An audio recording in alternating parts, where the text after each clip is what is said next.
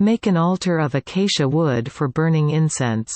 It is to be square, a cubit long and a cubit wide, and 2 cubits high, its horns of one piece with it. Overlay the top and all the sides and the horns with pure gold, and make a gold molding around it. Make 2 gold rings for the altar below the molding, 2 on opposite sides to hold the poles used to carry it.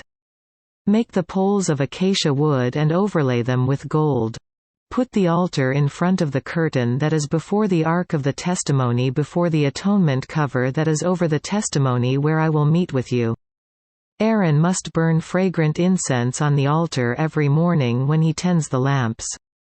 He must burn incense again when he lights the lamps at twilight, so incense will burn regularly before the Lord for the generations to come. Do not offer on this altar any other incense or any burnt offering or grain offering, and do not pour a drink offering on it. Once a year Aaron shall make atonement on its horns. This annual atonement must be made with the blood of the atoning sin offering for the generations to come. It is most holy to the Lord. Then the Lord said to Moses, "When you take a census of the Israelites to count them, each one must pay the Lord a ransom for his life at the time he is counted. Then no plague will come on them when you number them.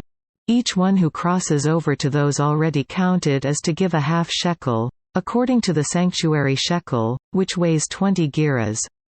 This half shekel is an offering to the Lord.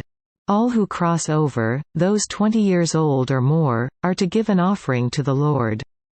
The rich are not to give more than a half shekel, and the poor are not to give less when you make the offering to the Lord to atone for your lives.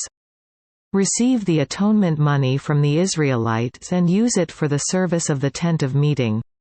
It will be a memorial for the Israelites before the Lord, making atonement for your lives." Then the Lord said to Moses, "Make a bronze basin, with its bronze stand, for washing. Place it between the tent of meeting and the altar, and put water in it. Aaron and his sons are to wash their hands and feet with water from it. Whenever they enter the tent of meeting, they shall wash with water so that they will not die. Also, when they approach the altar to minister by presenting an offering made to the Lord by fire, they shall wash their hands and feet so that they will not die. This is to be a lasting ordinance for Aaron and his descendants for the generations to come." Then the Lord said to Moses, "Take the following fine spices: 500 shekels of liquid myrrh, half as much, that is, 250 shekels of fragrant cinnamon, 250 shekels of fragrant cane, 500 shekels of cassia, all according to the sanctuary shekel, and a hin of olive oil. Make these into a sacred anointing oil, a fragrant blend, the work of a perfumer. It will be the sacred anointing oil. Then use it to anoint the tent of meeting, the Ark of the Testimony, the table and all its articles, the lampstand and its accessories, the altar of incense, the altar of burnt offering and all its utensils, and the basin with its stand. You shall consecrate them so they will be most holy, and whatever touches them will be holy. Anoint Aaron and his sons and consecrate them so they may serve me as priests. Say to the Israelites, this is to be my sacred anointing oil for the generations to come. Do not pour it on men's bodies, and do not make any oil with the same formula. It is sacred, and you are to consider it sacred. Whoever makes perfume like it and whoever puts it on anyone other than a priest must be cut off from his people." Quote, "Then the Lord said to Moses, Take fragrant spices, gum resin, onycha and galbanum, and pure frankincense, all in equal amounts.